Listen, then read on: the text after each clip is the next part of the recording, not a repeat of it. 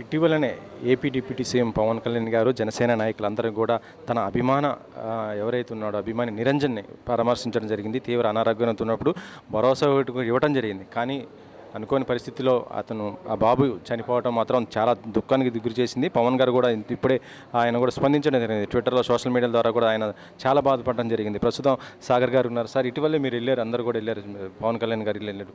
బాబు పరిస్థితి అప్పుడు చూసినప్పుడు ఎలా అనిపించింది, ఏంటి అసలు?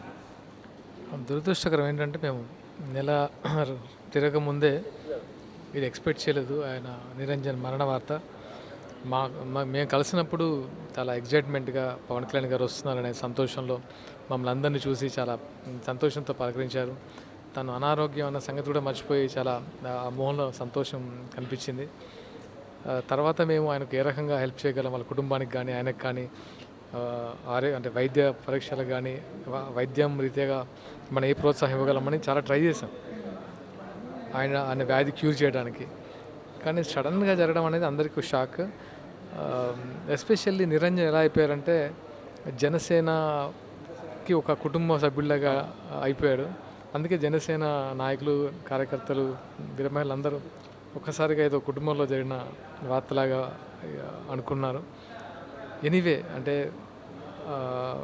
నిరంజన్ ఆత్మకి శాంతి కలగాలని మనస్ఫూర్తిగా దేవుని ప్రార్థిస్తున్నాను. అలాగే వాళ్ళ కుటుంబ సభ్యులతో వీడియో కాల్ మాట్లాడడం జరిగింది. ఇప్పుడే వాళ్ళు అంటున్నారు, ఏదైతే తన కోరిక పవన్ కళ్యాణ్ గారిని చూసి తర్వాత ఏం జరిగినా పర్లేదు అనుకున్నాడు, సో అలాగే జరిగింది. వాళ్ళ దేవుడిని చూసి ఆ దేవుడి దగ్గరికి వెళ్ళిపోయాడని వాళ్ళు యాక్చువల్లీ ఆ బాబు ఆఖరి కోరిక తీర్చుకొని వెళ్ళిపోయాడని బాధపడుతుంటే ఇబ్బందిగా అనిపించింది. అండ్ వాళ్ళ కుటుంబ సభ్యులకి మా వంతు ధైర్యం చెప్పాము. అక్కడ మా జనసేన నాయకులు అందరూ కూడా అండగా ఉన్నారు. అంత్యక్రియల వరకే కాదు, ఫ్యూచర్లో ఏ కష్టం వచ్చినా జనసేన తోడుగా ఉంటుంది వాళ్ళ కుటుంబానికి. అది మనస్ఫూర్తిగా మేము తెలియజేస్తున్నాం. ఇప్పుడు సాగర్ గారు, మీరు ఇటు పాలిటిక్స్లో బిజీగా ఉన్నారు, జనసేన ఇలా బిజీగా ఉండిపోయారు కదా, సినిమాలు కూడా చేస్తున్నారు, కానీ కంటిన్యూగా చేస్తారా లేకపోతే ఇటు పాలిటిక్స్ మీద మీ మెయిన్ ఇదా? లేదు, అంటే యాక్చువల్గా పాలిటిక్స్ ఉన్నా కూడా సినిమాలు అనేవి మన మన పార్ట్ ఆఫ్ లైఫ్. సో డెఫినెట్గా మా సినిమాలు జరుగుతున్నాయి. ఆ వివరాలు మళ్ళీ నాకు సంబంధించిన సినిమాలు కానీ మా ప్రొడక్షన్లో వచ్చే సినిమాలు కానీ త్వరలో వెల్లడిస్తాము.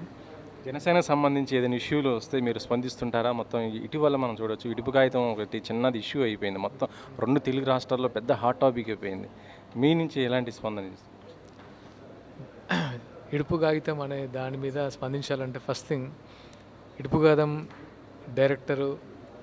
డైరెక్షన్ డిపార్ట్మెంట్ అంతా తెలంగాణకు సంబంధించిన వాళ్ళు, ప్రొడ్యూసర్స్ అంతా ఆంధ్రాకి సంబంధించిన వాళ్ళు. ఇక్కడే డిఫరెన్స్ లేదు వీళ్ళిద్దరి మధ్య. వీళ్ళిద్దరు కలిసి ఒక ఆంధ్ర తెలంగాణ అని మర్చిపోయి ఒక మంచి ప్రాజెక్ట్ చేస్తున్నారు. దానికి మిగతా వారికి ఎందుకు? పొలిటికల్గా ఇది ఎందుకు బాగా టర్న్ అయిపోయింది? పొలిటికల్గా, సామాజికంగా 2 వర్గాలకు అటు ఇటు అయిపోయింది.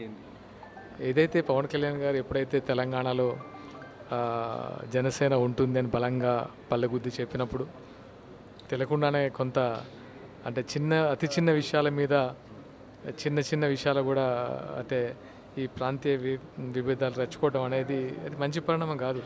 అంటే ఇట్లాంటి విషయాలు ఎందుకంటే సినిమా ఇండస్ట్రీ అనేది తెలంగాణ, తెలుగు, ఆంధ్ర ఇండస్ట్రీ కాదు, తెలుగు ఇండస్ట్రీగానే ఉంది, అలాగే ఉంది, హైదరాబాద్లో ఉంది. అందరం కలిసికట్టుగా చేస్తున్నారు. ఇక్కడ ఆంధ్ర తెలంగాణ భావన లేదు. కానీ ఇట్లాంటి విషయాలు మంచి పరిణామం కాదు. ప్రాంతీయ విద్వేషాలు రెచ్చగొట్టడానికి ఒక ప్లాట్ఫామ్గా దీన్ని యూజ్ చేసుకోవద్దని నేను చెప్పబోతున్నాను. అంటే మీ పార్టీ పరంగా ఎలాంటి ఖండిస్తారు, అంటే ఎట్లా చూస్తారు ఇలాంటిది? అంటే తెలంగాణ వాళ్ళు మొత్తం కూడా దీనిపైన చాలా వరకు రియాక్ట్ అవుతున్నారు. ప్రొడ్యూసర్స్ అండ్ టీం అంతా ఆంధ్ర టీం అని చెప్తాం, డైరెక్షన్ టీం అంతా తెలంగాణ. సో ఇద్దరు కలిసి ఒక తెలుగు ప్రజలకు ఒక మంచి కంటెంట్ ఇవ్వబోతున్నారు. నేను అలాగా స్వీకరించాలి, కానీ ఇక్కడ తెలంగాణ ఆంధ్ర ఎక్కడుంది? సో వాళ్ళకి లేని ఇబ్బంది.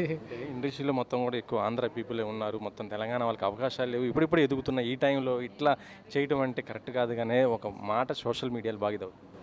లేదు, అంటే అవకాశాలు తెలంగాణ ఆంధ్ర అని కాదు. ఇప్పుడు యాక్చువల్గా 90% పాన్ ఇండియా మూవీ అయింది. ఇప్పుడు రకరకాల ప్రాంతాల నుంచి ఇప్పుడు మలయాళం సినిమాలు చూస్తున్నాం మనం. ఓటీటీలో మలయాళం మూవీస్ ఎక్కువ చూస్తున్నాం. మరి అక్కడ తెలంగాణ ప్రజలు, తెలుగు ప్రజలు, ఆంధ్ర ప్రజలు అందరూ మలయాళం చూస్తున్నప్పుడు మన డిఫరెన్షియేట్ అక్కడ అవకాశాలు అంతన్నా అక్కడ మలయాళం ఆర్టిస్టులు కూడా అవకాశాలు వస్తున్నాయి, తమిళ వాళ్ళకి కూడా అవకాశాలు వస్తున్నాయి, సో తెలుగు వాళ్ళకి కూడా అవకాశాలు వస్తున్నాయి. అంతా ఇప్పుడు ఇండస్ట్రీ అనేది చాలా అంటే దేశవ్యాప్తంగా ఒకటైపోయింది. సో మనం ఇప్పుడు డిఫరెన్షియేట్ చేయకూడదన్న ఉద్దేశం.